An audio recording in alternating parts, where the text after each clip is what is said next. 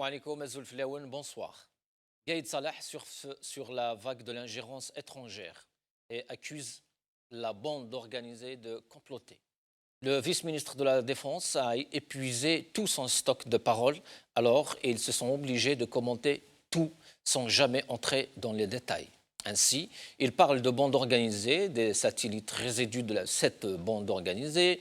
Il parle aussi d'une poignée, d'une minorité et autant de petites expressions qui ne sont basées sur aucun fait et sur aucune preuve et qui sont là pour enjoliver ces discours. Gaïd Salah, dans son discours, visait clairement la députée européenne et a déclaré que des partis ennemis se préparent à s'ingérer dans les affaires du pays. Gaïd Salah a sauté sur l'occasion donc pour étayer un peu cette théorie du complot, celle qui présume que la bande organisée continue justement d'agir en connivence avec l'étranger. Le chef d'état-major a même appelé la députée et l'institution dont elle est membre de s'occuper de leurs affaires et des problèmes de leur propre pays. Alors, même que cette députée a fait une déclaration qui n'engage qu'elle et la commission qu'elle préside. La commission des droits de l'homme. D'ailleurs, cette députée n'a jamais parlé au nom du Parlement européen. Cette affaire a fait tellement de bruit que le Parlement européen s'est senti obligé de clarifier sa position à propos de la révolution pacifique en Algérie et a rappelé le devoir de l'Algérie de se conformer aux accords internationaux qu'elle a signés.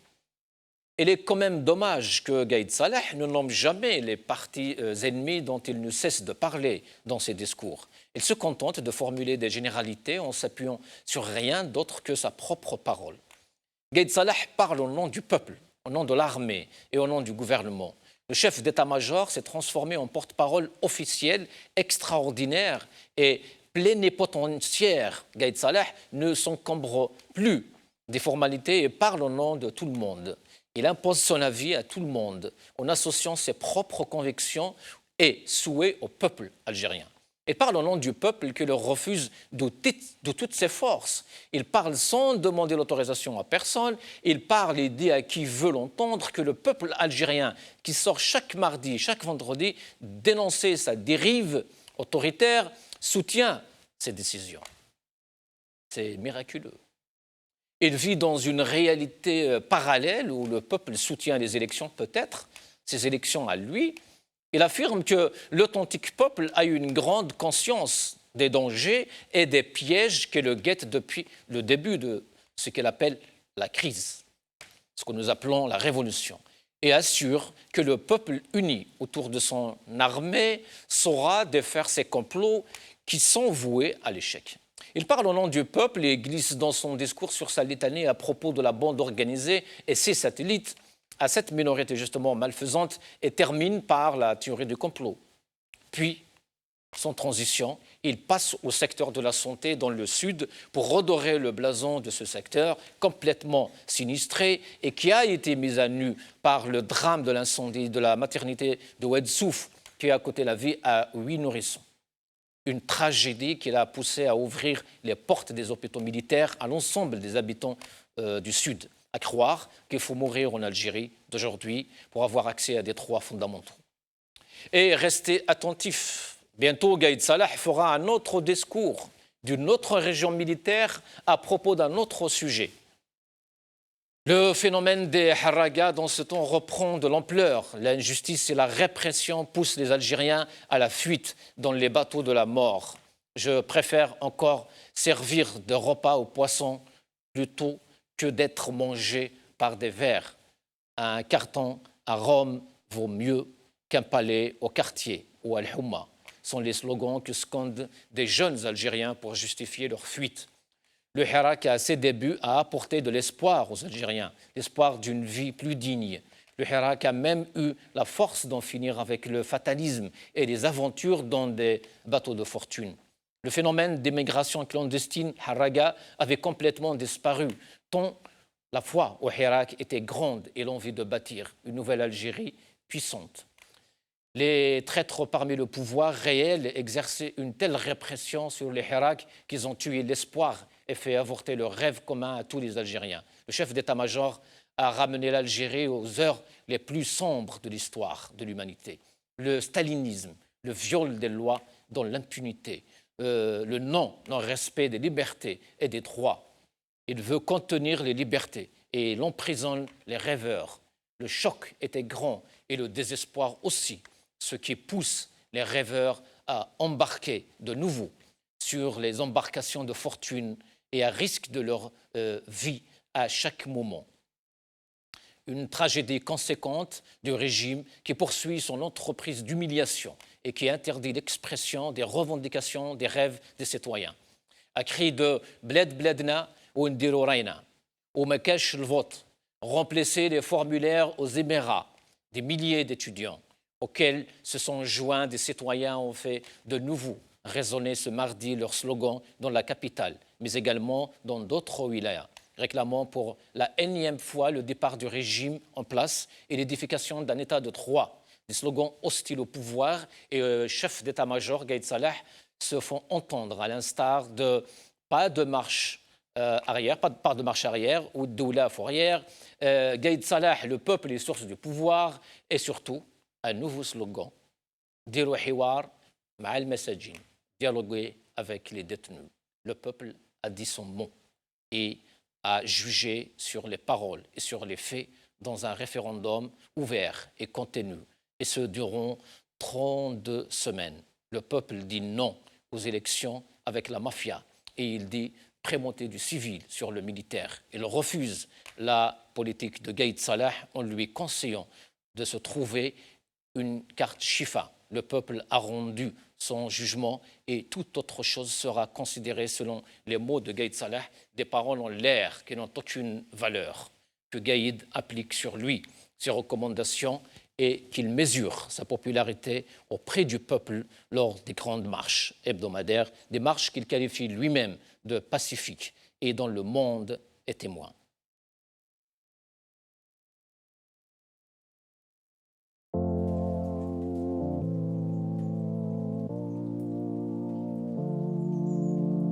Le chemin n'est jamais tracé, il apparaît en marchant. À la lumière du passé, l'avenir s'écrit au présent. Les combats menés hier, aujourd'hui portent leurs fruits. Ceux qui récoltent la colère ont trop semé le mépris. Tout un pays debout reprend son destin en main, prêt à aller jusqu'au bout pour de meilleurs lendemains. Cette terre a bu le sang de tant de sacrifices. Il est venu le temps d'atténuer ses cicatrices. Le cœur est pris de justice, d'honneur et de dignité. Rien ne peut arrêter un peuple arrachant sa liberté. On a du mal à y croire, on en a tellement rêvé. Sans jamais perdre espoir, ce jour allait arriver. Le monde a les yeux rivés sur vous qui marquez l'histoire. Le poing levé, le signe V pour victoire. On a du mal à y croire, on en a tellement rêvé. Sans jamais perdre espoir, ce jour allait arriver. Le monde a les yeux rivés sur vous qui marquez l'histoire. Le poing levé, le signe V pour victoire. Désolé d'interrompre le partage du butin. Le peuple demande des comptes, reprend ce qui lui appartient. Et rien ne sera plus comme avant. Le vent qui s'est levé emportera les tyrans. Ni l'argent détourné, ni les crimes commis ne seront pardonnés, ne resteront impunis. Ceux qui voulaient fuir ce pays en feront une terre prospère. N'iront plus tenter la mort en traversant la mer. La parole qui se libère, les sourires sur les visages, inaugure une nouvelle ère qui commence par dégage. Hommage à tous ceux qui sont morts pour cet idéal. Exilés, torturés, tombés sous les balles. Poursuivant le combat, leurs enfants se soulèvent pour mettre à bas tous les clans et réaliser leurs rêves. Sur toutes les lèvres, des slogans pleins d'humour, d'honneur et de dignité. Rien ne peut arrêter un peuple arrachant sa liberté. On a du mal à y croire, on en a tellement rêvé. Sans jamais perdre espoir, ce jour allait arriver. Le monde a les yeux rivés sur vous qui marquez l'histoire. Le poing levé, le signe V pour victoire. Mardi 32, les étudiants rejettent les élections. C'est le titre de notre émission d'aujourd'hui. Et pour en parler, j'ai le plaisir d'accueillir ici sur le plateau Boukhalifa Ben Mamar, militant pour la démocratie. Boukhalifa, bonsoir. Bonsoir Houssine, bonsoir Darav, bonsoir à tous vos téléspectateurs et un grand salut à notre peuple, qu'il soit ici aux États-Unis, au Canada et partout ailleurs. Merci. Avec nous aussi Arab Azi, justement, militant politique, ancien député. Arab Azi, bonsoir. Bonsoir Hussein, bonsoir Moukhalfa, bonsoir à toutes les Algériennes et à tous les Algériens qui nous regardent en ce moment, d'où ils sont, où ils sont. Merci, Atek Saha. Il y aura avec nous aussi Abdelrahim Moussawer, premier secrétaire FFS Immigration, il n'est pas encore là, problème de transport. Avec nous aussi Abdel Jabbar, un étudiant à l'université d'Alger par téléphone. Abdel Jabbar, marhaba bik, bonsoir. Salam alaikum akhi, marhaba bik, Aish. Wa alaykoum salam wa rahmatullah. On va justement commencer par les étudiants, puisque c'est le mardi donc des étudiants. Et on a quelques vidéos justement à vous montrer sur l'ambiance d'aujourd'hui. Et après, on revient.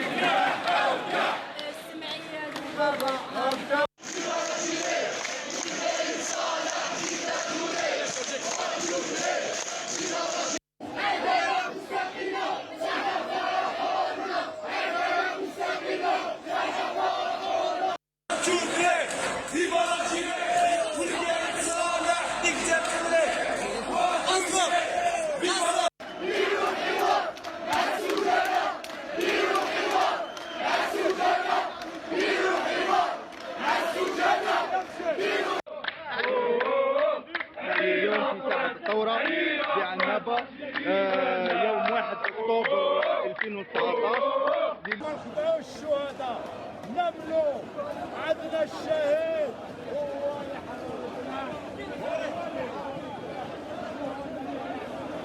يحيى الشهداء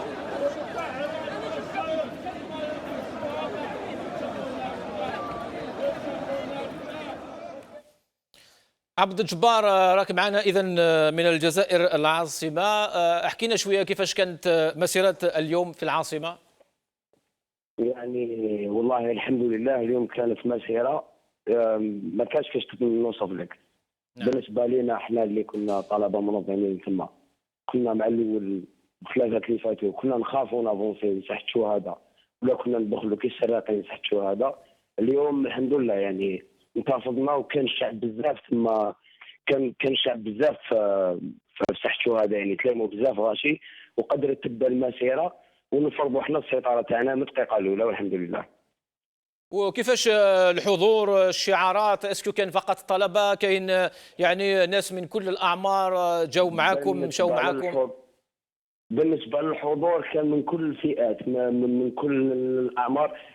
أنا أصلا كنت أنا في الطفلة صغيرة كانت معنا في لامارش في الأول ما كان كاين حتى شغل المبالغ. أنا كي نقولوا هذه في لامارش على جيتيديون ولا كان الشعب كامل واحد ما في الصف الأول كانوا دي جيتيديون وكانوا شعب وكان الشعب يعني نساجم معنا في الشعارات تاعنا كيما احنا في أحيانا كنا نساجموا مع بعض الشعارات تجي من الشعب من اللور من المسيره يعني كانوا يعيطوها كانت تعاوننا بزاف. يعني اليوم جازت ولا اروع اليوم جازت شابه بزاف الحمد لله. هذا ربما يدل على شيء عبد الجبار هو انه المطالب نتاعكم او الشعارات نتاعكم هي نفس الشعارات اللي يهزها كل الشعب الجزائري في كل جمعه. سي بور سا يعني كاين في كل الاعمار وكاين في كل الفئات. بطبيعه الحال ما من الطالب الجزائري مهما يكون هو مواطن من المواطنين تاع الجزائر يعني ما كاش حاجه تفرقوا عليهم. برك الثلاثاء كانت باش نأطروا شويه الاخر تاعنا الطلبات تاعنا نبين زياده خير والحمد لله. بقى ولا الشعب يخرج معنا بالثلاثه ويخرج بالخميس في الوقفات قدام المحكمه ولا الشعب يخرج بارتو يعني وقت ما نلقاو الشعب معنا واقف معنا ومساندنا وكاين الشعب بزاف يعني الحمد لله مساعدنا في المسيره كاننا كنا متفقين معه من قبل على كيفيه التنظيم يعني حاجه تفرح والله.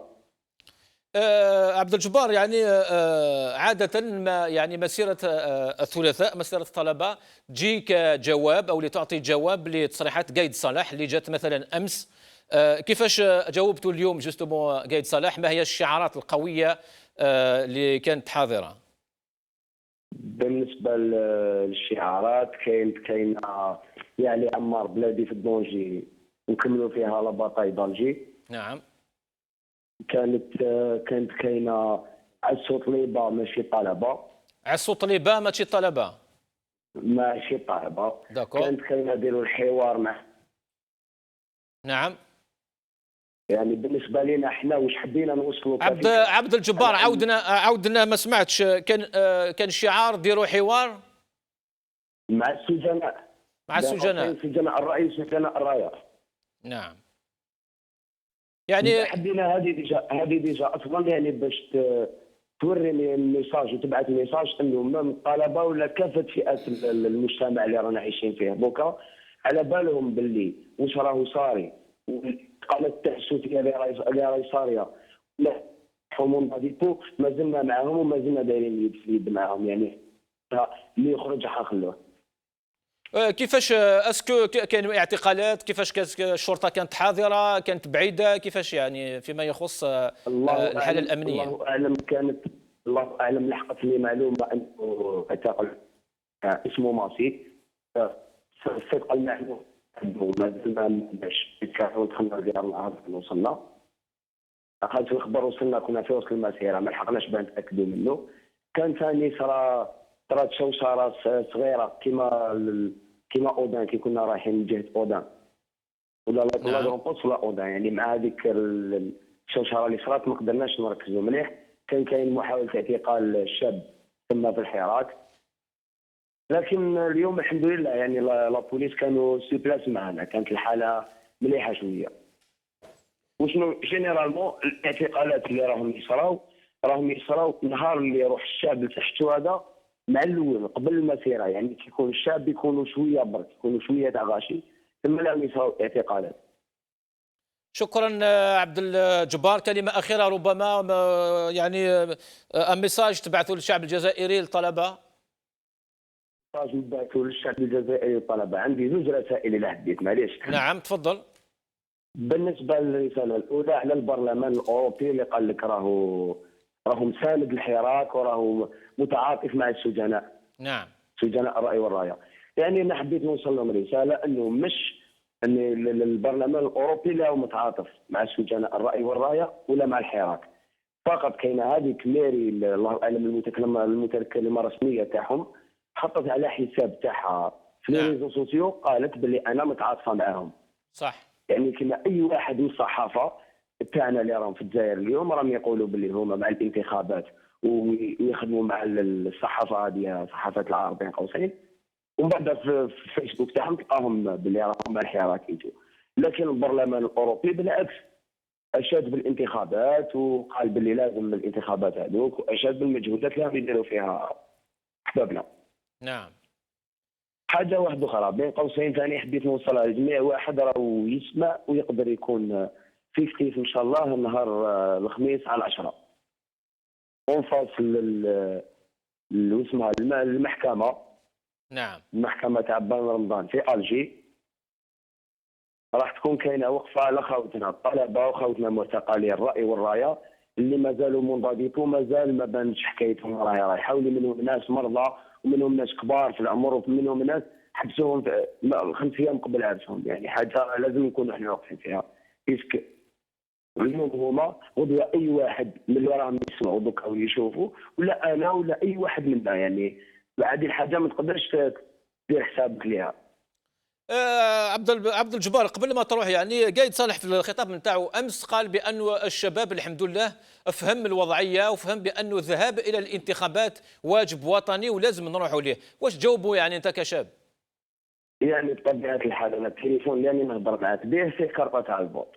انا الانتخابات مش رافضها كفكره لكن الانتخابات في ظرف انه رئيس الاركان يخترق بنود تاع الدستور ويخترق الدستور ويحكم بتعنت وخاوتنا في الحباس مستحيل راح تكون انتخابات ومستحيل نحبسوا مهما كان. احنا قلناها كنا نخرجوا. نعم. كنا نقولوا لو كان برصاص علينا تيروا والله ما راح حابسين.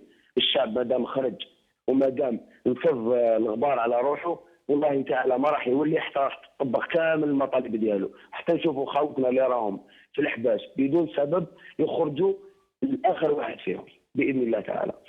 وكلمة للإعلام، هل الإعلام كان معكم اليوم؟ هل غطى المسيرات نتاع اليوم؟ بالنسبه للاعلام كاين بعض المصورين يعني جزاهم الله خيرا رامطين المسيره وقايمين بالواجب من جهه الصور ولا من جهه لي لايف ولا كاين ثاني بعض الصحفيين النشطاء معنا يجوا يفيلموا يخدموا خدمتهم يجوا فوقعنا سوبلاس معاهم بيسك لقينا باللي الناس هذوك حابين الحراك وعندهم راي وشغل بشفافيه يعني مام كي يكون راح يكوبي لك في هضرتك نهار اللي تهضر يعطيك امور تهضرهم باش ما تخرجش باللي انت راك تهضر برك ولا انت هضرتك باينه باللي مكوبيه. اما بالنسبه لهذوك ديجا اصلا البلاد تيزي احنا النهار اللي درنا عليهم كرواروش ضربت اللي بلا ما يتحققوا قالوا علينا احنا راجل نهار القناه عند كريم يونس. يعني الاعلام تاعنا هذا اسفه اعلام شفتوا هذاك هو راهم راحوا يا اخي شافوا مصر المسيره تاع مصر شافوهم في الليل والمسيرات اللي راهم في الجزائر في وضح النهار ما شافوهمش ولا غمضوا عينهم عليهم.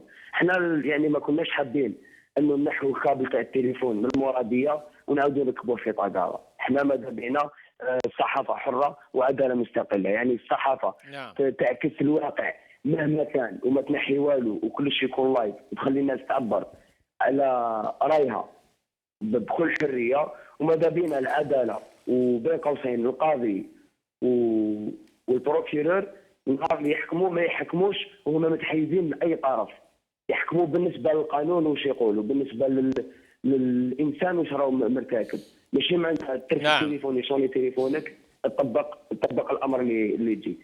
عقليه الكازيرنا. شكرا عبد الجبار شحال في عمرك من فضلك؟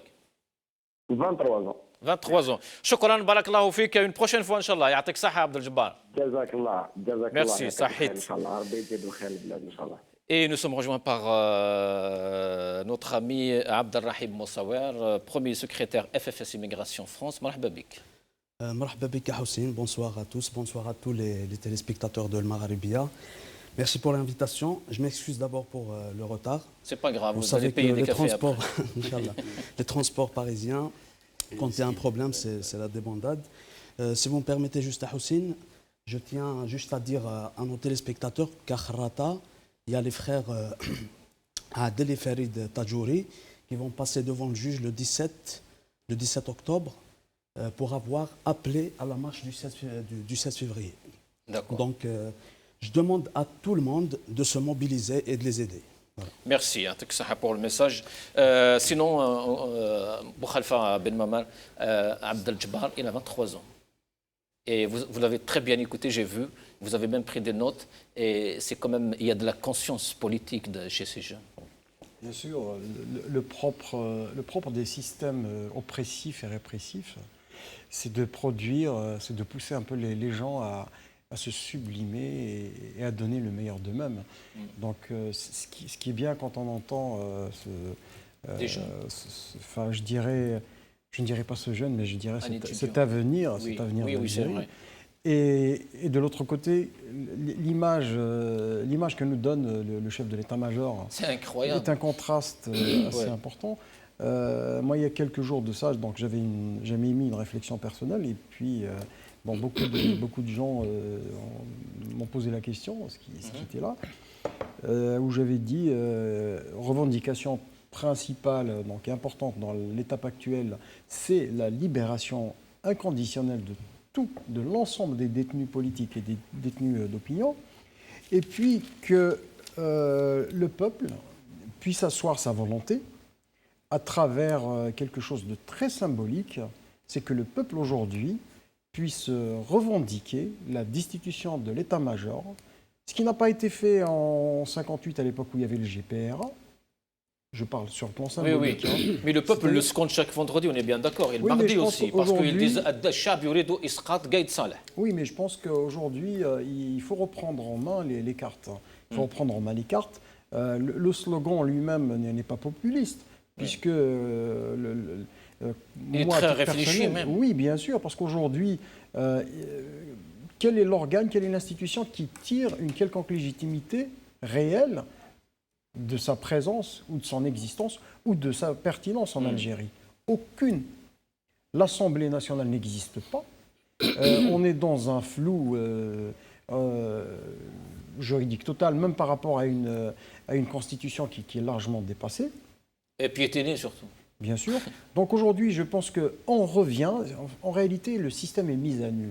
C'est-à-dire que la façade civile qui a servi pendant des années, l'alibi démocratique qui a servi pendant un certain nombre d'années a volé en éclats. Aujourd'hui, on se retrouve avec l'épine dorsale du système, c'est-à-dire l'armée.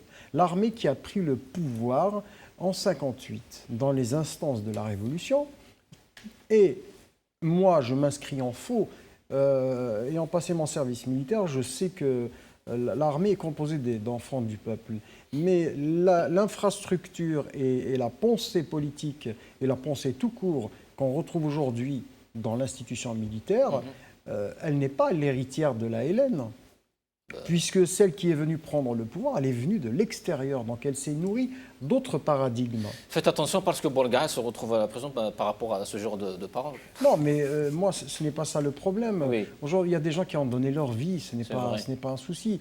Quand on s'engage, on sait à quoi s'atteler. Mais je pense qu'aujourd'hui, la réflexion, il faut la mener de front sur tous les niveaux. Parce qu'en réalité, la question qui se pose, la légitimité. Oui. Le Gaïd Salah, il la tient d'où? Si ce n'est d'une intrusion d'un corps dans le monde politique, d'un principe même qui a été retenu durant le congrès de la Soumam. Ouais. Et aujourd'hui, s'il revient en effet boomerang, ce n'est pas pour rien et ce n'est pas par hasard. Arab Azé, donc c'est le 32e mardi des étudiants. Chaque mardi sont là, des milliers, pas qu'à Alger, on a vu plusieurs villes d'ailleurs.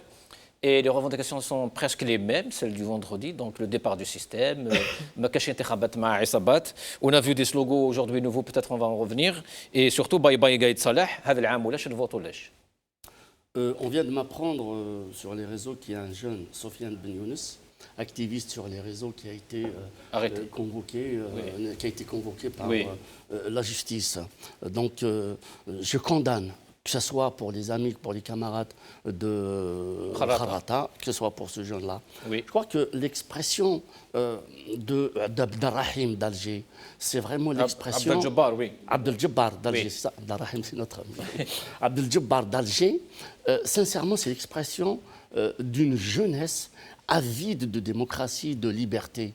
Une jeunesse avide qui a été privée du droit d'avoir des droits, du droit de vivre pleinement sa citoyenneté. Aujourd'hui, cette jeunesse, il a soif de participer à la construction de son pays, à la construction de son Algérie. Depuis 32 semaines, nous avons vu le peuple, nous avons vu cette jeunesse accompagner le peuple algérien, une jeunesse consciente, une jeunesse qui est à la hauteur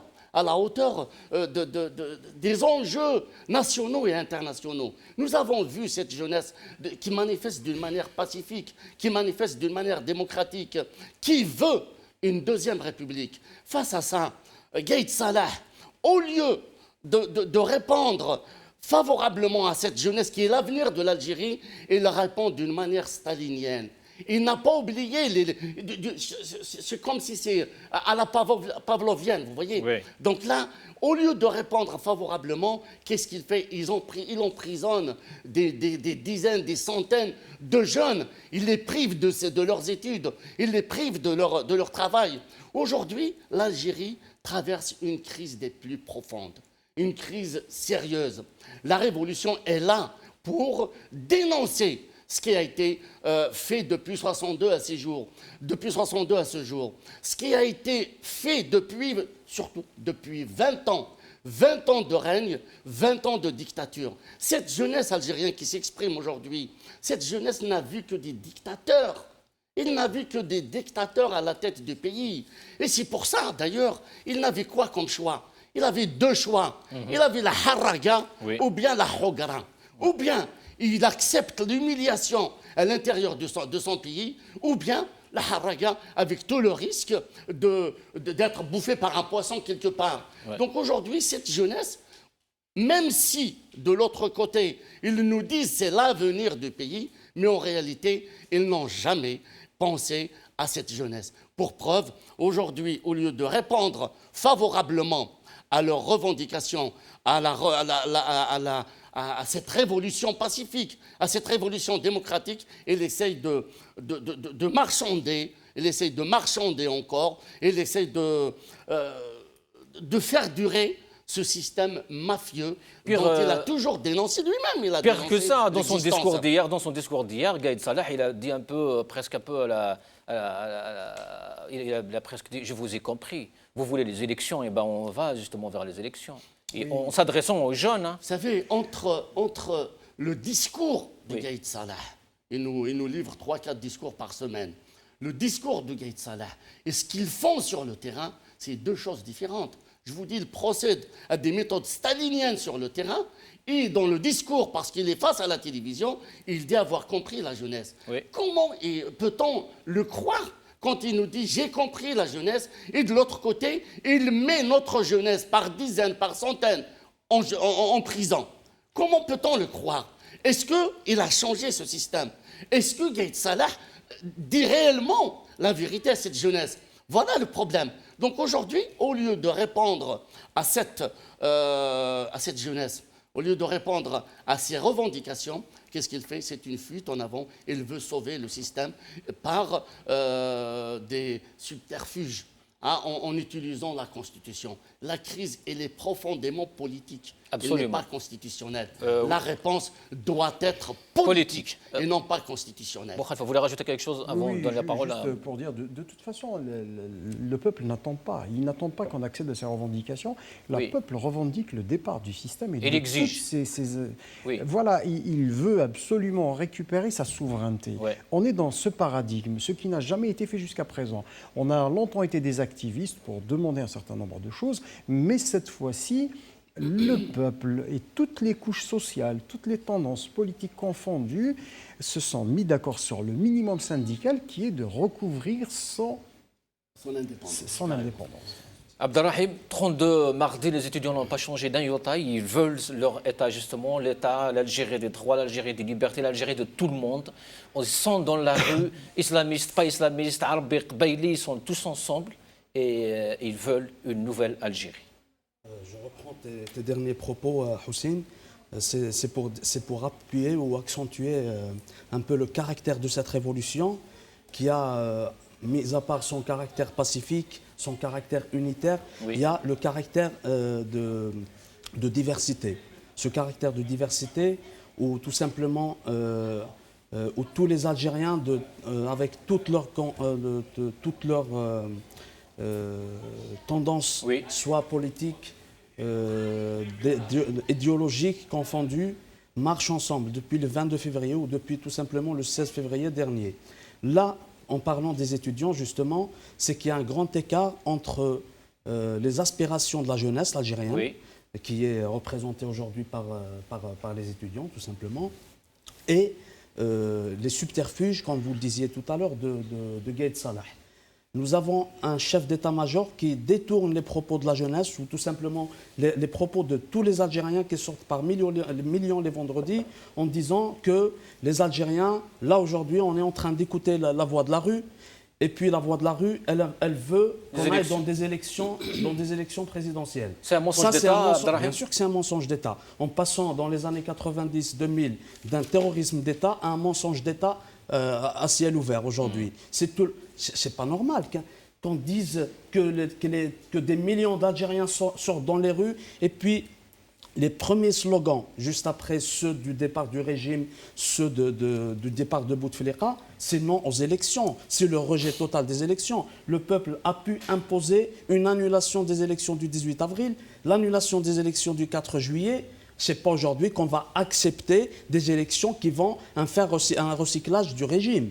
Faire un recyclage du régime avec des personnes connues. Parce qu'aujourd'hui, on est arrivé à un point où même le pouvoir n'arrive plus à renouveler sa clientèle. Oui, mais Gaïd Salah, il dit aujourd'hui, justement dans son discours d'aujourd'hui d'ailleurs, que les gens qui tiennent ce genre de discours, comme le vôtre, eh ben, vous êtes les résidus de l'Aïsaba. Après, si on est de 20 millions ou 40 millions d'Algériens qui sommes les résidus de l'Aïsaba, je me demande quelle définition il attribue à cet Aïsaba, sachant que lui-même, il fait partie des Aïsabat. Je ne dis pas l'Aïsaba au singulier, mais l'Aïsabat qui était là, parce qu'à un moment donné, lorsque le pouvoir algérien était en position de force, ces guerres de clans à l'intérieur étaient là juste pour savoir qui allait prendre le pouvoir. Mais aujourd'hui qu'il est en difficulté, les guerres des Aïsabat, c'est des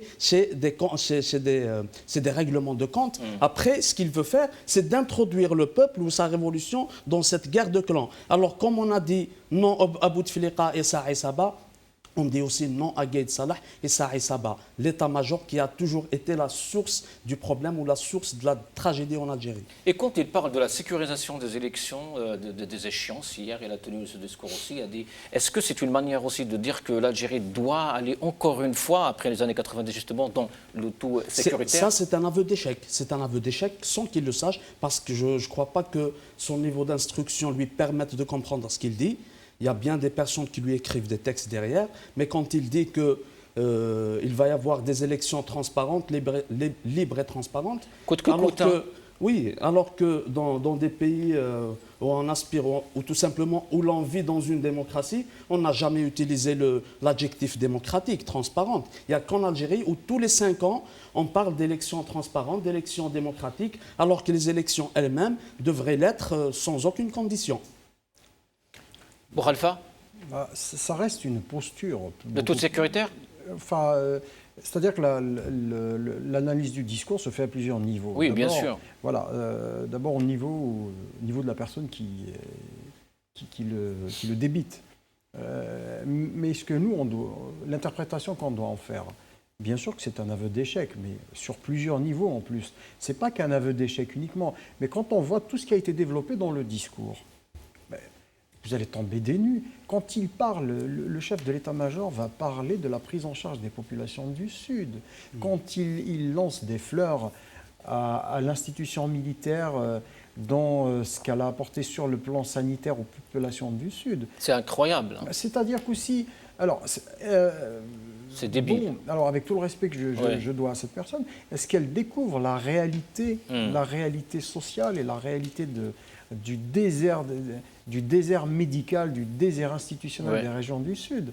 C'est aberrant. En plus, c'est un mensonge. Quand on voit... Et ce n'est pas à lui de parler de ça, surtout. Non, mais le gros mensonge aussi, c'est quand on voit qu'un groupement de militaires à proximité d'une ville dans le Sud engloutit, en termes de budget, engloutit 10 fois le budget d'une ville, d'une petite ville. Vous prenez tous les casernements qu'il y a aux alentours d'Adrar.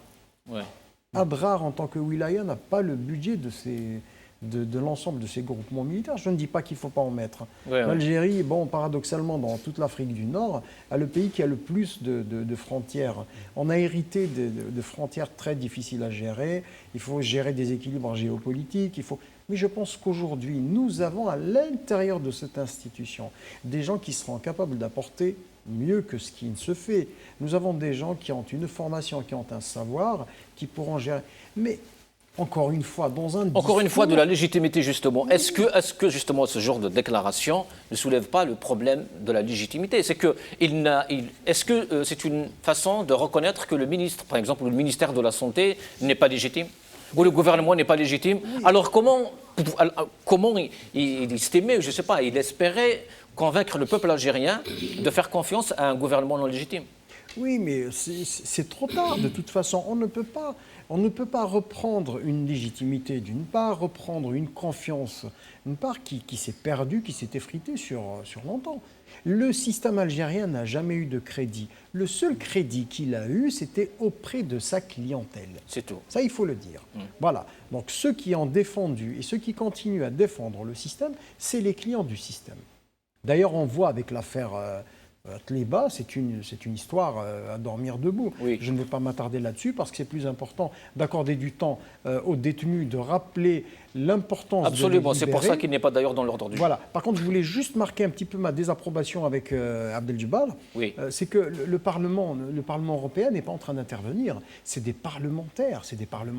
C'est un continent où il y a plus ou moins de liberté. Donc, c'est une décision sur le plan individuel. Quand un parlementaire décide de prendre position sur une question, donc en séance plénière, donc il prend son temps de parole de son groupe, avec son groupe, d'attirer l'attention sur des faits assez graves. Donc, et je ne pense pas qu'il y ait des Algériens qui seraient fous au point de demander l'ingérence. Jamais. Les Algériens l'ont toujours dit dans toutes les marches d'ailleurs. La Paris, la Washington, le Chab, Raïs. Bien sûr. Sinon, sur cette sécurisation, Boukhalifa, il dit textuellement, je le cite, celui qui tente d'entraver le processus électoral se lèse, car le peuple, selon le chef suprême des armées, a pris sa décision. Oui, vous savez pourquoi? Parce que là, le chef de l'état-major doit peut-être aussi avoir en mémoire la fameuse phrase de Bouteflika qu'il disait que voilà, les généraux qui a cloné. Ils viennent me manger. Moi, je suis le peuple. Bouteflika disait je suis l'incarnation. Je suis l'incarnation du peuple. Même du peuple Or, algérien. aujourd'hui, donc c'est pour ça que je me suis permis tout à l'heure de parler de cette réflexion personnelle. L'état-major n'est pas l'incarnation de l'Algérie, il ne le sera jamais. Pourquoi il est suggéré, pas assumé complètement? C'est parce qu'on revient toujours au péché originel. C'est celui de 58. À partir du moment où le GPR a perdu son bras de force face à l'état-major général, donc on est toujours dans cette continuité. Il faut qu'il y ait ce point de rupture. Ce point de rupture ne se fera qu'avec une décision populaire. Il faudra qu'il y ait une rupture. L'incarnation de la volonté populaire, personne ne pourra incarner l'Algérie, personne ne pourra incarner le peuple en dehors des institutions que le peuple aura lui-même choisies. On va essayer de répondre justement à Gaïd Saleh à travers cette vidéo. C'est M. Abdelhamid Mehri, Allah yarhamou, qui parle. Et écoutons-le. لأن الديمقراطية التي تحتاج إلى الدبابة لحمايتها هي ديمقراطية مريضة. لكن لأن الديمقراطية التي تحتاج إلى الدبابة لحمايتها هي ديمقراطية مريضة. لكن كون الشعب يرتاح لرؤية الدبابة هذا مشكل سياسي. Arab Azé, 25 ans après, on voit l'état-major où le régime, où l'Algérie, le pouvoir, parle du tout sécuritaire. Après tout ça, après ce genre de déclaration, après justement cette intelligence, 20 ans après. Je crois que Ibou Khalfa, il a si bien dit, l'Algérie a raté son virage en 62 quand des gens qui se sont fait appeler l'armée des frontières avaient fait des coups d'État l'un derrière l'autre, à la légitimité historique, à la légitimité démocratique, que ce soit à la constituante, que ce soit au gouvernement provisoire. Donc aujourd'hui, nous vivons un autre échec, l'échec de cette mafia qui a squatté l'Algérie, qui a privatisé l'Algérie depuis 62 à ce jour. Donc le système, il est là. Même si des visages ont changé, mais le système est toujours le même. C'est un système qui est fondé sur la négation des libertés, sur la négation des libertés et de la citoyenneté, sur la négation de l'histoire de l'Algérie. Donc ils ont complètement changé le cours de l'histoire de notre pays.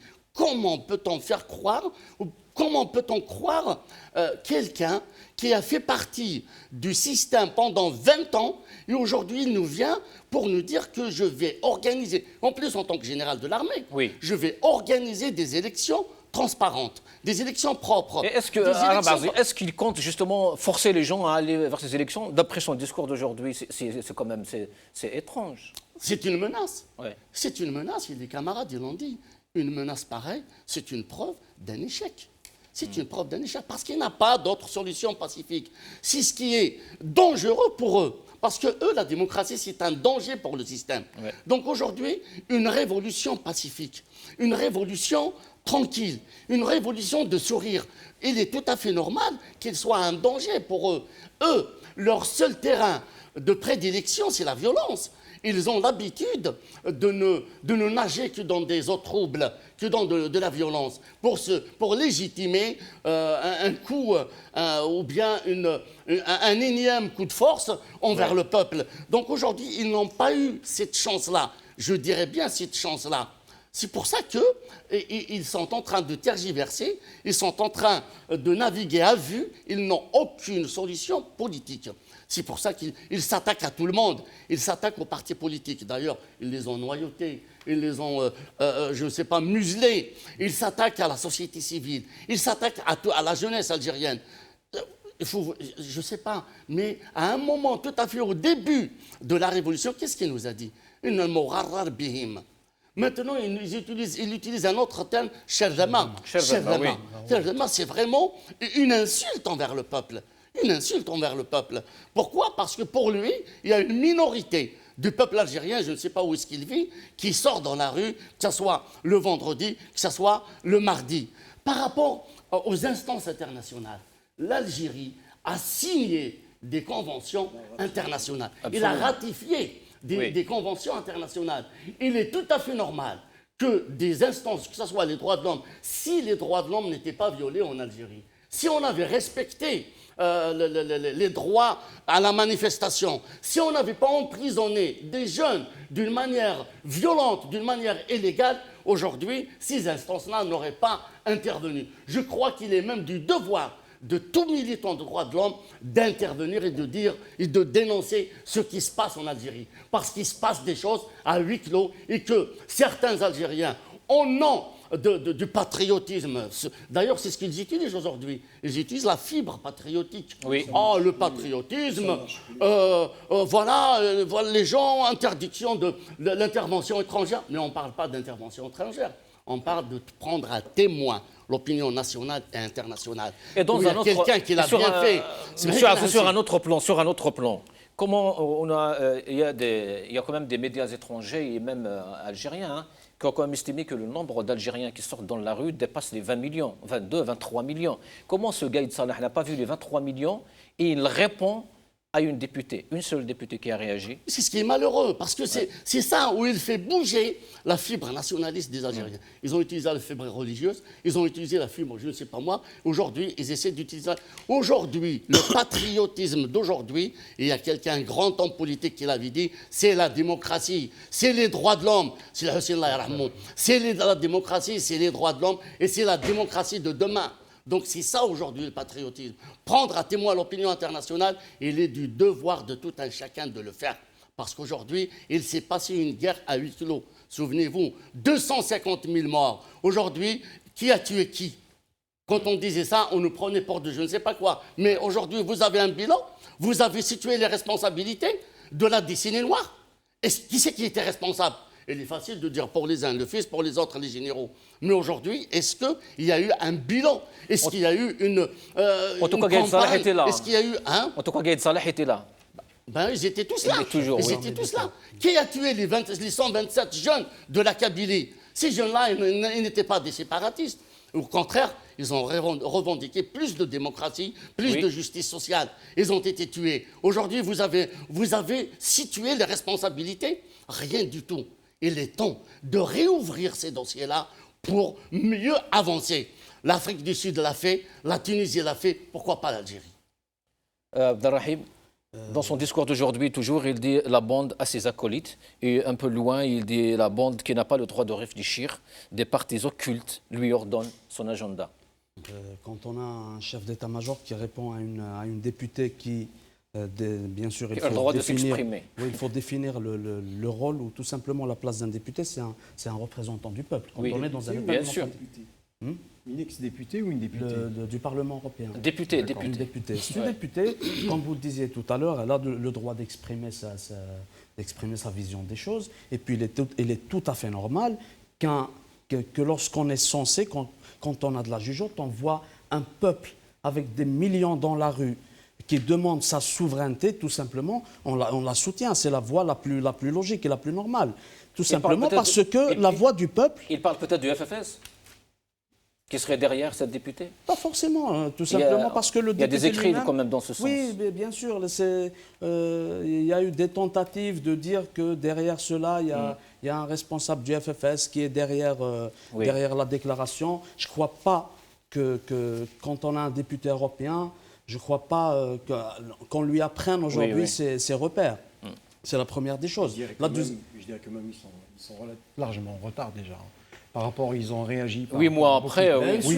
Il y a des dossiers, il y a des situations par rapport auxquelles ils ont réagi, ils ont fait le haut-là. Je pense que là, encore que l'honneur est toujours sauf avec les femmes.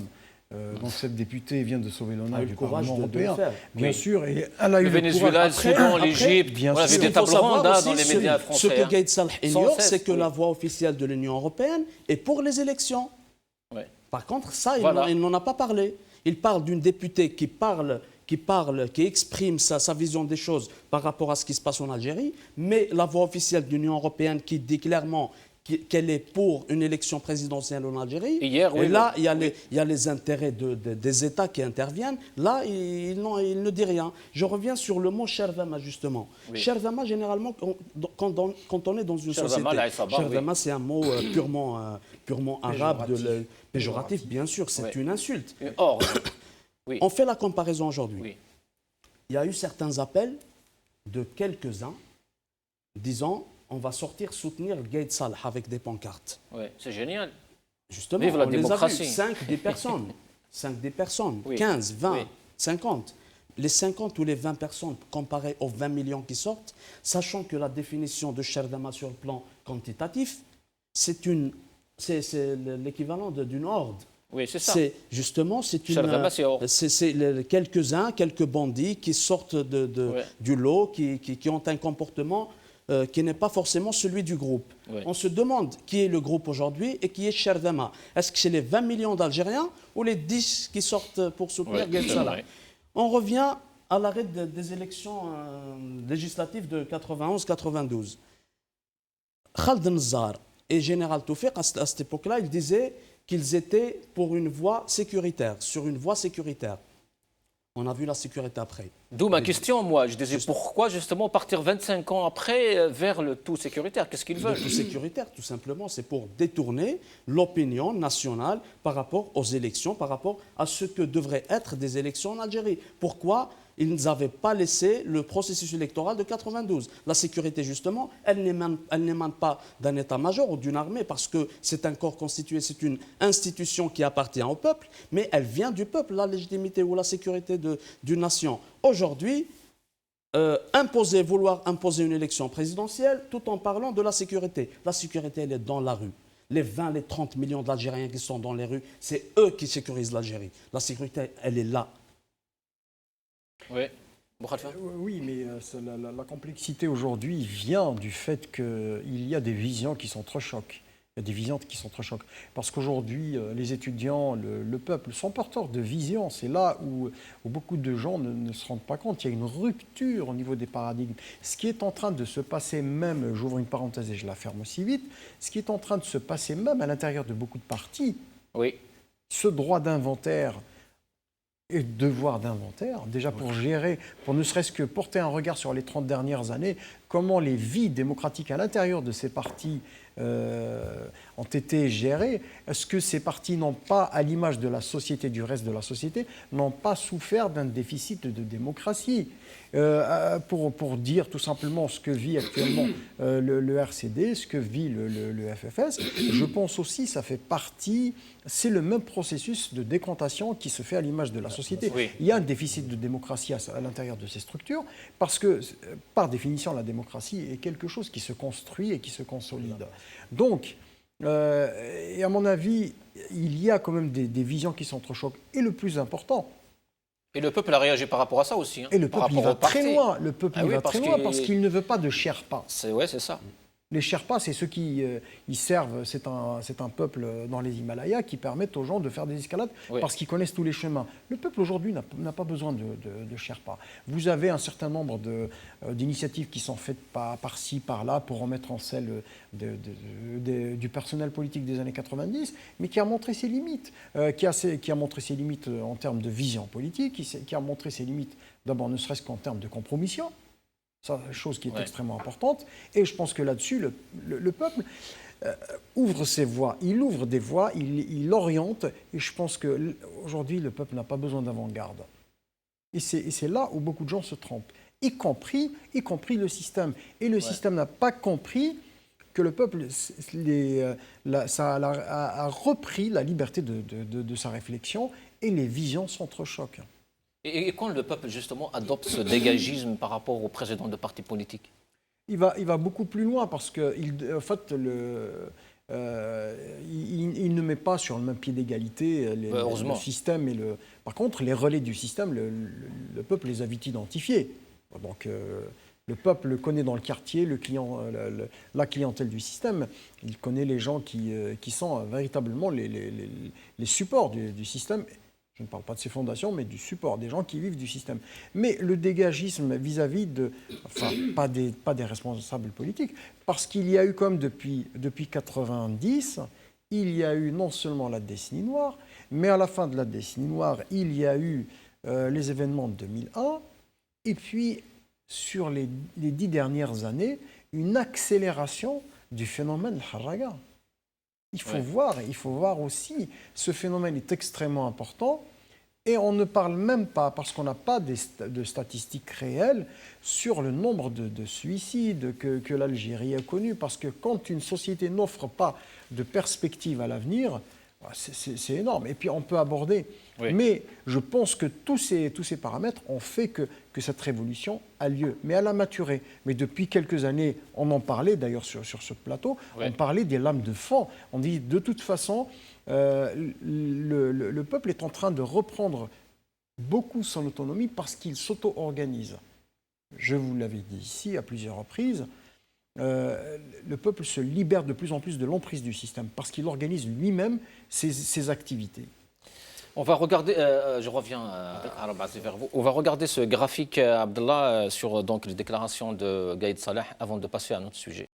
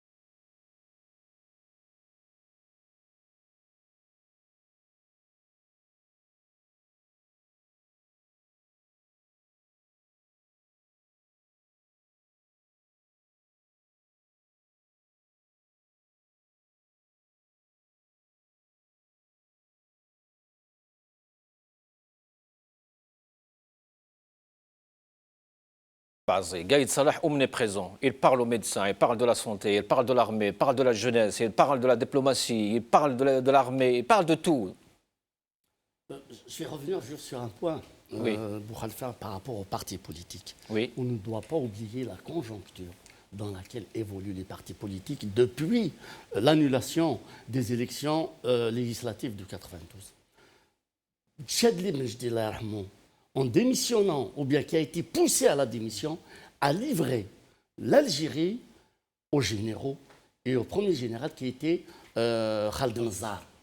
Et ces généraux en ont fait une propriété privée. Ils ont tout fait pour noyauter, pour museler et pour réduire les partis politiques en peau de chagrin. Il y avait un déficit démocratique de ça, c'est fonctionnement. tout à fait normal. Je pense que le plus important est là, parce que ce qui est important aujourd'hui, c'est bien d'avoir un feedback, de regarder un peu en arrière. Je ne suis pas négatif. Aujourd'hui, ce que je salue, c'est quand une jeunesse utilise son droit et son devoir d'inventaire.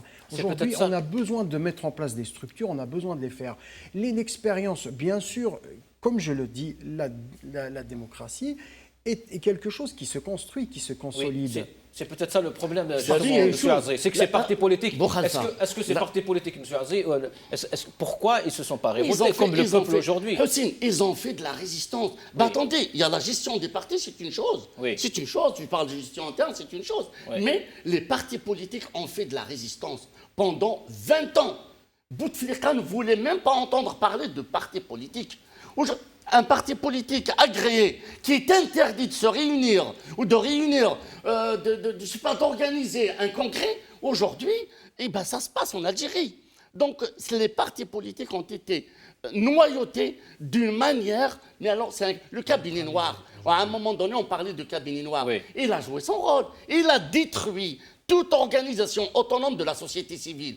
Et je dis bien, il a noyauté... Que ce soit les cabinets noirs, il y en a partout. Que ce soit des associations, oui. Même que ce soit des associations. Que ce soit les cabinets représentaient ces gens-là. Ils représentaient ces gens-là. Oui. Et aujourd'hui, je reprends une phrase de Saïd Saadi qui avait dit « Pendant 40 ans, vous nous interdisez de parler. Aujourd'hui, vous nous dites qu'on ne savait pas parler. » Donc, mais c'est la même chose. C'est la même chose.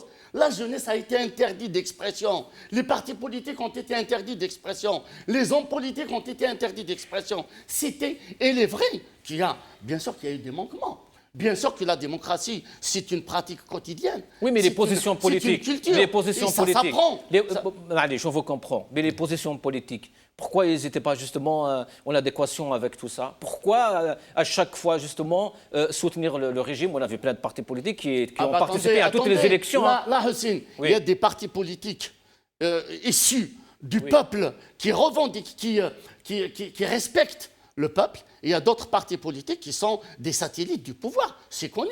Le pouvoir algérien, il en a fait des centaines et des dizaines de partis politiques. Donc aujourd'hui, ils sont connus, ces gens-là. Mais les vrais partis politiques, et si tu te souviens, après le 16 février, après la marche de Kharata, moi, personnellement, ici, sur ce plateau, j'ai interpellé les partis politiques, surtout la mouvance démocratique, pour leur dire il est temps d'accompagner ce mouvement. Je crois que c'est ce qu'ils sont en train de faire. Est-ce que les partis politiques aujourd'hui... Dans la rue, il y a des partis politiques de l'opposition qui sont accueillis par le peuple, ils ne sont pas rejetés. C'est ce que j'allais dire. Est-ce que les partis du pouvoir sont rejetés ou pas par le peuple? Les partis de l'opposition, ils ne sont pas rejetés par le peuple. Ils sont tous les vendredis, que ce soit leur direction ou leurs militants, ils sont au sein de la société. Qu'est-ce que vous appelez les partis d'opposition? Les partis d'opposition, le FFS, entre autres, par exemple. C'est tout. C'est pas un parti qui est rejeté par la société. On voit d'autres partis, le RCD, qui marchent tous les vendredis. Oui. Le problème, c'est pas le problème. Par contre, les partis, comme tu le disais tout à l'heure, des partis satellites, ou après le FLN, le RND, il faut les oublier. Par contre, les partis, comme ceux qui, par exemple, en 99, on dit on ne participe pas, mais indirectement ils soutiennent Bouteflika, ceux-là, ils n'ont plus leur place au sein de la société. Alors je rappelle qu'en Algérie, il y a plus de 63 partis qui sont agréés, sur un point qui mais il y a plus de 50 partis qui ne tiennent même pas leur congrès. Justement, après les 60, c'est des partis que l'on peut qualifier d'associations de soutien à Fakhamatouhou. Justement, je crois que... Mais nous, on ne parle pas de ça en tout cas, on parle de 5-6 partis qui sont connus. Bien sûr, mais à chaque fois, à chaque élection, prenons des élections locales, législatives ou même présidentielles, ils ne peuvent pas avoir des signatures. Mais des élections législatives, par exemple, on a affaire à 80 partis, à 60 partis qui présentent des listes. Ce qu'il faut savoir aussi, c'est que les partis d'opposition, Hussein, c'est des partis qui puisent leurs militants au sein de la société. Durant de longues années, la société a subi une dépolitisation atroce. Et ces partis politiques, les militants qu'ils ont, ils ne viennent pas de la planète Mars, ils viennent de la société algérienne. Eux-mêmes, eux aussi, ils ont subi cette dépolitisation. Mais est-ce que le parti, justement, est-ce que l'état-major, justement, de ce parti n'a pas eu une responsabilité, justement, dans ce genre de problème? Il n'y a pas d'état-major dans les partis. Bah, si, quand même. Il n'y a pas d'état-major. Il n'y a pas d'état-major? En fait, moi, je ne veux pas qu'on se méprenne sur mon propos. Oui, J'ai dit le droit d'inventaire. Le droit d'inventaire et le devoir d'inventaire, c'est tout simplement que les militants de ces partis puissent à un moment donné se regarder un tout petit peu en arrière et faire ce droit d'inventaire et de dire qu'est-ce qui a fonctionné, qu'est-ce qui n'a pas fonctionné. Et là, on a une formidable occasion de permettre encore une fois à la politique de retrouver une forme de noblesse parce que les gens sont engagés. Ce qui est en train de se passer en Algérie, ce n'est pas rien. Les gens ont pris des risques là. Ils se sont transcendés, ils n'ont plus peur. Chose qui était inimaginable il y a une vingtaine d'années. Il y a une vingtaine d'années, parce que, je me permets, parce qu'on a anesthésié un petit peu cette peur, parce qu'il y a eu, à un moment donné, des rentrées d'argent. On a acheté une forme de paix sociale, parce qu'il y avait un crédit, parce qu'il y avait un peu tout ça. Et donc on a acheté des partis aussi. Alors, les partis, c'est une toute autre histoire. C'est à eux de faire leur bilan. Le bilan, c'est quoi? C'est tout simplement de dire il y a eu une ou deux participations à des législatives. Ils ont obtenu un certain nombre de sièges. Est-ce que ça a été la stratégie idoine à ce moment-là? Ce qu'on n'a pas aujourd'hui, c'est ce recul sur soi-même. On n'a pas. Et ce qui est en train de se passer dans pas mal de partis politiques, c'est un besoin, parce que la société est en train d'interpeller. On va en revenir justement à ce sujet. Ce n'est pas pour faire le constat des partis politiques. Justement, on a besoin de tout le monde aujourd'hui. On a une révolution devant nous. Il n'y a pas de souci. Non, sur ce point, justement, ce qui se passe actuellement dans la société algérienne, c'est tellement extraordinaire que même au sein des partis, justement, on pourrait calquer ce qui se passe dans la société, dans les partis dits démocratiques, dans les partis d'opposition. Ça, c'est une réalité. La base, elle veut se réapproprier les partis. En tout cas, aujourd'hui, dans la rue, ces jeunes, on ne peut pas les convaincre que les partis politiques en Algérie font leur boulot, font leur job. C'est pas qu'on ne peut pas leur convaincre. C'est impossible. Non, c'est pas ça. C'est que qu'est-ce qu'il y a. Est-ce que vous attendez à un jeune aujourd'hui de 22 ans, je ne sais pas moi, de s'affilier demain au FFS ou au RCD? Non, c'est pas ça. C'est qu'aujourd'hui, à l'image d'Abdeljebbar qu'on a écouté tout à l'heure, il est porteur d'une vision. Il est porteur d'une vision, il a des lectures, il a des choses qui changent par rapport à il y a 20-30 ans. C'est ça. Quand on l'entend s'exprimer, il ne s'exprime pas, il n'est pas tombé du ciel. Ce n'est pas une génération spontanée, il n'est pas ex nihilo. Il ne vient pas de nulle part, il ne tombe pas du ciel. Pourquoi il ne peut pas faire confiance au FFS, au RCD, au PAX, au MDS? Ce n'est pas ça, parce que la vision qu'il porte aujourd'hui, la vision qu'il porte, elle est énorme par rapport au cadre, au carcan des partis traditionnels. C'est ça qui est important.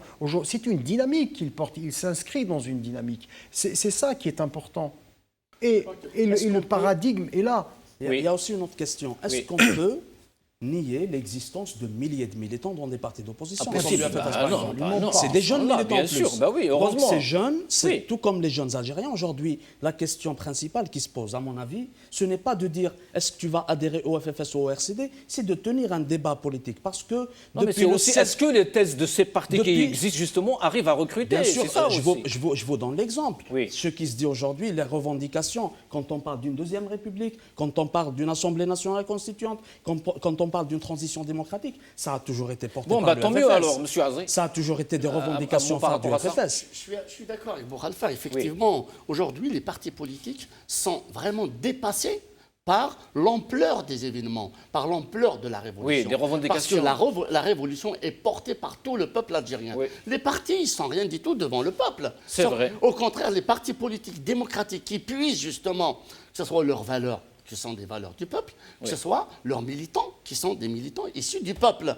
Ceux-là, ils ont bien fait d'accompagner cette révolution. Voilà. Ce n'est pas à la révolution d'accompagner les partis, c'est le contraire. Donc, ces partis qui accompagnent aujourd'hui cette révolution... On ne voit pas tous les partis. Je vous fais remarquer, Hussein, je te fais remarquer que l'Alliance démocratique, la mouvance démocratique, l'alternative démocratique qui a regroupé des partis politiques et de la société civile, ils ont été interdits de réunion. Oui, ils n'ont pas eu de salle pour se réunir. Ils ont été interdits, que ce soit à Alger, que ce soit ailleurs. Oui, mais ils ont quand même des députés dans l'Assemblée de Bouteflika. Bon, on va en revenir à ce sujet. C'est très compliqué, M. Azé. Moi, ça n'a jamais été une élection propre. Ça a été une question de quota. Oui, mais là aussi, les partis politiques ont joué ce jeu-là, ces histoires de quotas, parce qu'il y a eu une élection. Et c'est pour ça que le peuple, c'est pour ça justement que le peuple ne fait pas trop confiance à ces partis. Le référendum de 62 et la 12e élection, c'était l'élection de 90. On va passer à un autre sujet, celui des Harraga, justement. Alors j'ai 2 rapports devant moi, un qui parle de 500 personnes à vouloir rejoindre l'Europe cette semaine, et un autre qui parle de 250 personnes. 8 mois après la Révolution, on se rappelle tous, le lendemain du 22 février, les Algériens, justement, les jeunes Algériens ont dit stop, plus de Harga. De toute façon, le phénomène peut être indépendant de ce qui se passe, parce que il est très complexe à la fois, mais à la fois il vient de la réalité de la société. C'est un phénomène qui est propre à l'ensemble des pays d'Afrique du Nord, d'une part, parce qu'il y a une instabilité politique. Il y a une instabilité politique de fait. Et puis rajouter à cela les conditions qui durcissent de plus en plus. Est-ce qu'il y a eu une déception après 8 mois de révolution? Non, parce qu'il y aura toujours des candidats à l'immigration d'une façon ou d'une autre. Qu'on soit en démocratie ou pas, parce que les conditions sociales aussi, il n'y a pas que les conditions politiques qui font fuir les gens. Les conditions politiques des années 90 ont vidé l'Algérie de sa sève. Oui, vous avez des bac plus 5 minimum qui se retrouvent en milliers, en centaines de milliers entre l'Europe et les 2 Amériques du Nord. Aujourd'hui, je pense que les gens qui aspirent à un minimum de vie décente, ils savent que ce n'est pas l'Eldorado. Mais ils veulent bien aussi prendre le risque d'un monde meilleur pour eux, ou peut-être beaucoup plus pour leurs enfants. Ouais. Voilà. Donc vous avez une société qui est sinistrée sur tous les plans. Vous avez un système éducatif qui a été complètement sclérosé. Vous avez toutes les politiques sanitaires. Quand vous voyez l'année dernière, les médecins résidents qui n'arrêtaient pas de se prendre des coups de bâton. Ouais. Alors que des médecins cubains qui venaient, excusez-moi du terme, mais qui venaient en colonie de vacances en Algérie, étaient rémunérés à hauteur de 5 000 € par mois. Et on se rappelle bien des partis politiques qui se sont tus justement par rapport à cette question des résidents, on en a parlé même ici. Oui. Arab Azé, donc le Harraga. Vous savez, 20 ans de règne. On a des images, je ne sais pas, Abdallah, s'ils sont prêts, les images de Harraga. On a même justement un graphique justement sur le Harraga, oui. 20 ans de règne. Si aujourd'hui, on doit faire le bilan de Bouteflika, on peut le caractériser par quoi? Premièrement, 1 000 milliards de dollars. Ils sont où? Ils sont passés où? Deuxièmement, il y a plus de 16 millions d'Algériens qui vivent en dessous du seuil de pauvreté. Troisième point, les routes. Mais à chaque fois, on l'avait dit ici. Oui, bien sûr, plusieurs fois, oui. Que l'autoroute Est-Ouest, et c'est un scandale à chaque virage. Effectivement, l'autoroute Est-Ouest qui a été faite, soi-disant à des milliards de dollars, qu'est-ce qu'il en est aujourd'hui de cette autoroute Est-Ouest? Oui, mais parlons beaucoup plus de la conjoncture arabe. Oui. C'est que le lendemain du 22 février, le Harraga s'était stoppé. J'arrive à Hussein. Oui. Et aujourd'hui, en plus de ça, il y a l'humiliation, l'emprisonnement des gens, y compris des malades. Quand on sait qu'un cancéreux, on lui a refusé de se soigner en prison, le Bilal. Oui. Quand on sait qu'un vieux, un révolutionnaire qui a fait la guerre, qui a fait l'autre guerre, Bourguin, Inch'Allah, il va Joseph Lamris. Et sincèrement, quand on voit des présidents de partis politiques, des gens comme ça, sincèrement, on se dit, mais c'est une dictature. Ils poussent les gens à la Harraga ou la Hougra. C'est ce que je viens de dire. Oui. Mais quand on fait le bilan de Bouteflika, c'est Bouteflika qui a poussé l'Algérien au désarroi. C'est Bouteflika qui a poussé le système, dont faisait partie d'ailleurs Gaïd Salah, parce que quand on fait partie d'une mafia pendant 20 ans, Oui. Et on ne peut pas aujourd'hui se dire non, on ne peut pas les traiter d'une autre manière. Quand il me parle de Aïssaba et que lui, il a accompagné cet Aïssaba, il a fait partie de cet Aïssaba, on se pose des questions. Donc, si on sécurisé, justement, si on veut faire le de bilan de Bouteflika, mais c'est ça. On a été jusqu'à faire la planche d'argent. La planche à billets, oui. La planche à billets. Oui. Et aujourd'hui, le peuple algérien, il ne lui reste pas grand-chose. Est-ce que quand plus de 5000 étudiants qui sortent des universités, ils ne trouvent pas de boulot, ils ne trouvent pas de travail, ils ne trouvent pas de travail sur le terrain. Donc aujourd'hui, l'Algérie, le système... Et plus de 27 000 demandes de visa chaque année pour les étudiants. Donc il reste une chose, c'est fuir l'Eldorado européen ou l'Eldorado de l'autre côté, fait rêver le peuple algérien, fait rêver la jeunesse algérienne à tel point qu'ils prennent tous les risques jusqu'à même aller dans une barque qui n'a vraiment, je ne sais pas, 15-20 personnes. Et vous avez vu, la semaine passée, on a eu 5 morts tout près de, je crois, de Tipaza. Tout près de Tipaza. Oui. Donc là, ce régime, ce système, cette dictature a toujours poussé la jeunesse algérienne vers le suicide, vers la fuite. Vers le suicide, vers la fuite. Et face à cela, Gaïd Salah qui multiplie ses discours, au lieu d'apporter une solution sage, une solution démocratique, il fait l'aveugle, il fait l'autiste, il fait celui qui n'a jamais entendu. Et Bedoui aussi, qui exhorte, Bedoui hier ou cette semaine, aujourd'hui aussi avec Ben Salah, qui exhorte justement le gouvernement à faciliter le travail de la commission, de l'instance d'organisation des élections. Si tu as remarqué, Hussein, je ne parle jamais ni de Bedoui, ni Ben Salah. Bon, pour moi, le véritable pouvoir, le véritable détenteur du pouvoir, c'est Gaïd Salah. Oui, mais quand Bedoui et Ben Salah... Ils ne sont que des marionnettes au service de Gaïd Salah. Gaïd Salah. Une petite question par rapport à ça, justement. Pourquoi Bedoui ne parle jamais de Gaïd Salah, du vice-ministre de la Défense? D'abord, le système actuel, que ce soit la présidence, oui, que ce soit le gouvernement, que ce soit les assemblées, ils sont illégitimes. Ils ne sont même pas, ça y est, par rapport, déjà, le chef du gouvernement, il ne devait même pas exister. Le président, il avait 3 mois. Ils sont tous anticonstitutionnels. Le Ben Salah, il n'avait que 3 mois normalement pour organiser les élections présidentielles. 3 mois, on est à combien là? On est à plus de 6 mois maintenant. Ouais. Donc, il est illégitime. Personne la seule, je peux dire, la seule institution légitime en Algérie, c'est l'armée. Je dis bien l'armée, pas le commandement militaire. Parce que le commandement militaire, ils sont là à faire de la politique, et contrairement à l'article 28 de la Constitution. Donc ils parlent d'une Constitution qu'ils ont toujours violée. Abdelrahim, lors du dernier Conseil des ministres, Gaïd Salah avait pris la parole avant le chef du gouvernement. Tout simplement. Même le journal Le Monde en a parlé. Ce que j'allais dire justement, c'est qu'on est face à une situation où le grade annule le poste. Ce qui fait que, quand on parle de l'état-major en Algérie, on sait bien que le pouvoir, c'est le pouvoir militaire, c'est l'armée.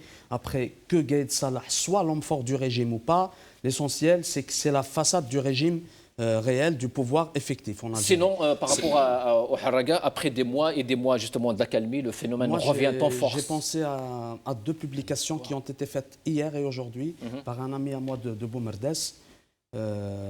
Hier, il a publié, il a dit qu'il y avait un groupe de Haraga qui est parti de Boumerdès tôt le matin, et plutôt en début de soirée, et le lendemain matin, ils étaient arrivés, c'est le maître. Aujourd'hui, il a fait la même publication avec un autre groupe. Il a dit qu'il y avait des ingénieurs, des cadres. C'est triste, c'est à la fois triste. Bon, quand on a lu l'information, c'est des êtres humains, ce sont nos compatriotes. Alhamdoulilah, ils sont arrivés sains et saufs. Mais la nature c'est-à-dire ce qui les a poussés à quitter l'Algérie, c'est qu'on a un système qui, à un moment donné, a provoqué le pourrissement de l'Algérie. C'est pour cela que les Haraga, les jeunes Algériens, espéraient aller à l'Europe.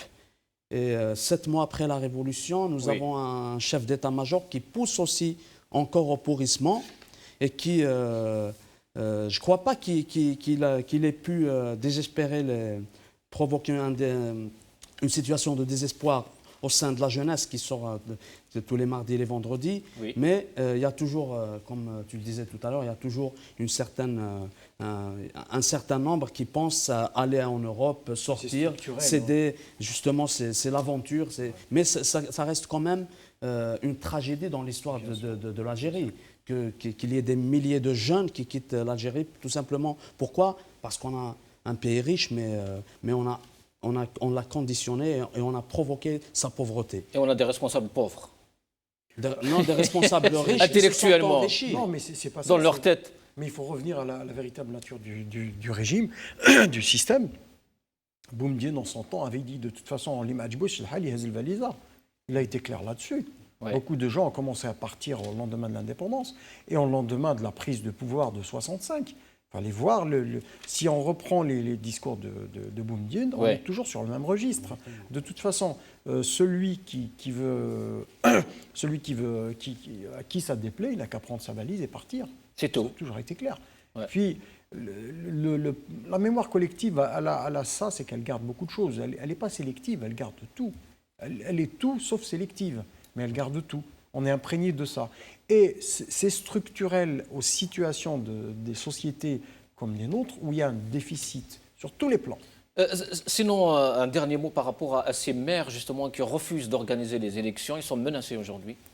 Moi, à titre personnel, je leur tire chapeau parce que ils ont pris quand même le parti du peuple, d'une part, et d'autre part, ils ont pris le parti de l'histoire. Merci. Parce que ça va être compté quand même à leur actif.